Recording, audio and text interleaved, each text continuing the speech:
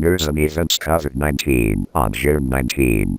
Note, this is a collaborative video made between Travel for All Fanpage and Knowledge of Coronavirus channel. Please respectfully welcome everyone. The following is the remarkable news most on June 19 as follows. 1. American news. House Speaker Nancy Pelosi said in a statement commemorating Juneteenth that today should be a day for reflection and that Americans must insist on real, meaningful action to achieve justice and save lives.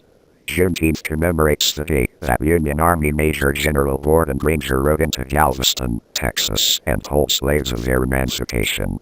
The holiday is the oldest regular U.S. celebration of the end of slavery. Anti-racist protests continue to spread, leading to calls to defund police departments and take down historic statues. More than 8.4 million cases of novel coronavirus have been confirmed worldwide, including at least 453,000 deaths, according to Johns Hopkins University. New COVID-19 cases are rising in 23 U.S. states, and 10 saw their highest single-day increases.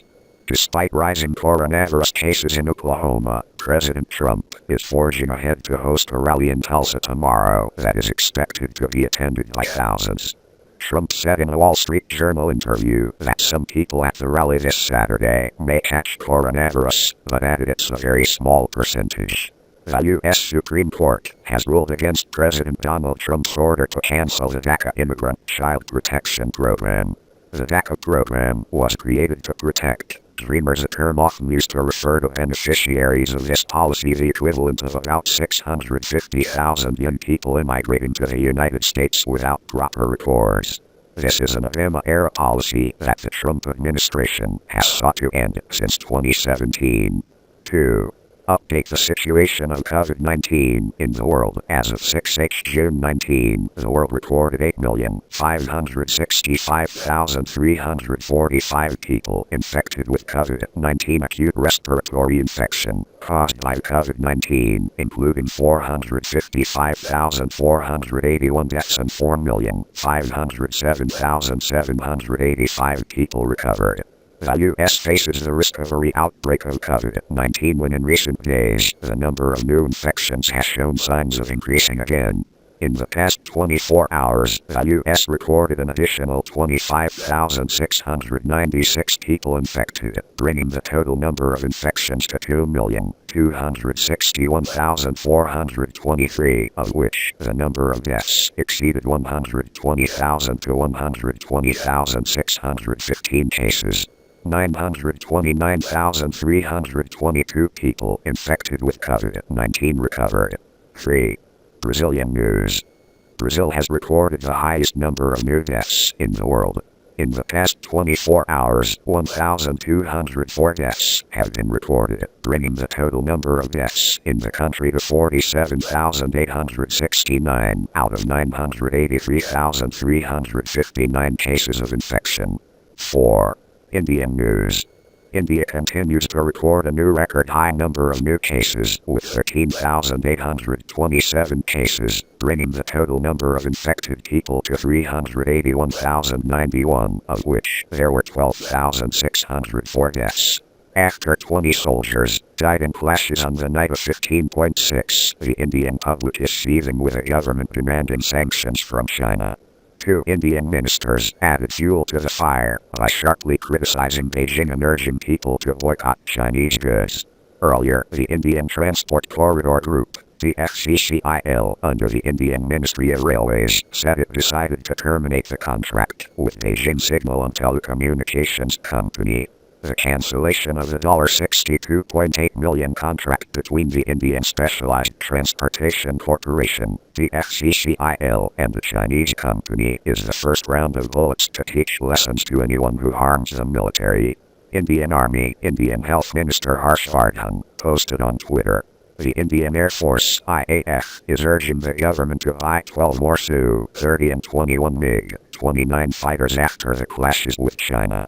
Indian bases close to the border with China have been bustling in recent days. 5 China information. About 20% of projects under China's ambitious Belt and Road Initiative, BRI, to link Asia, Europe and beyond have been seriously affected by the coronavirus pandemic, an official of China's Ministry of Foreign Affairs said Friday. According to Reuters, a ministry survey says about 40% of the projects have been slightly affected and 40% of the projects have been partially affected, said Wang Zhailong, Director General of the International Economic Department of Chinese Foreign Ministry, said at a news conference in Beijing. This ambitious project of China is not only difficult to survive because of the boycott of the countries in the region, it is facing difficulties because of its economic situation. China is extremely wary of the second wave of the COVID-19 pandemic after Beijing has recorded dozens of new cases every day in the past week. The total number of infections in the past 7 days related to new outbreaks at the largest Tanfat food wholesale market in Asia and the second wholesale market in Haidian district have reached 158. Meanwhile, a leading epidemiologist at China Centers for Disease Control and Prevention, CDC, Wu Zhenyu, said that the outbreak of COVID-19 in Beijing was under control, but new cases are still at risk in the next 2 days. Professor Ven Cowling of the Hong Kong University School of Public Health told AFP, it is very likely that the virus causing the outbreak in Beijing has moved from Wuhan to Europe and now back to China. 6 Taiwan News. Taiwan on June 19 said Chinese fighters had infiltrated the island's air defense identification zone, ADIZ, the 4th consecutive day of unprecedented frequency rate. According to the AFP news agency, in a statement released on June 19, the Taiwan Defense Agency said that at least one Chinese J-10 fighter jet flew into the Air Defense Identification Zone, ADIZ, in the west, south of Taiwan. Taiwan has deployed fighters to intervene in the situation. Chinese aircraft have left our ADIZ after we issued warning messages asking them to leave, a statement issued by the Taiwanese Defense Agency said. Taiwan on June 18 announced it would set up an office dedicated to helping those who want to escape Hong Kong amid Beijing's tightening of control in the special zone. 7. Australian News. In a June 19 statement, Australian Prime Minister Scott Morrison said hackers with state factors tried to attack Australian agencies in the past few months and have been strengthening their efforts recently. Attacks target all levels of government, political institutions, industry, healthcare, education, essential service providers and operators in critical infrastructure. Although the format and timing of the attacks were unclear, the Prime Minister said there was no large-scale leak of personal information. According to the Prime Minister, not many state-level hackers are capable of such attacks, but Australia will not name the country responsible. 8. Thai News. Anutun Charnvirakul volunteered when asked by the Thai Prime Minister who would be the first to try the self-developed COVID-19 vaccine. If all goes well, Bangkok will have its own vaccine by 2021. 9. South Korea News. Tensions are escalating in the Korean peninsula when Pyongyang threatens to cancel all joint projects and conduct military actions against enemies, implying that Korea does not prevent defectors from North Korea dropped anti-breaking leaflets across the border. On June 16, North Korea blew up its Inter-Korean Liaison Office in Kaesong, a symbol of reconciliation by South Korean President Moon Jae-in and North Korean leader Kim Jong-un in 2018. We take the current situation very seriously. The military will maintain a defensive readiness while stabilizing the situation to prevent tensions escalating into a military crisis, Yonhap News Agency quoted him as saying. Jeong said June 18. But if North Korea takes military provocations, we will react vigorously and without hesitation, Minister Jeong said. Mr. Jeong then asked the international community to continue supporting Korea in its efforts for peace and prosperity on the Korean peninsula. South Korea's Yonhap News Agency reported on June 18 that military sources said that North Korean troops appeared in previously vacant posts inside the demilitarized zone on the inter-Korean border in the afternoon of June 17.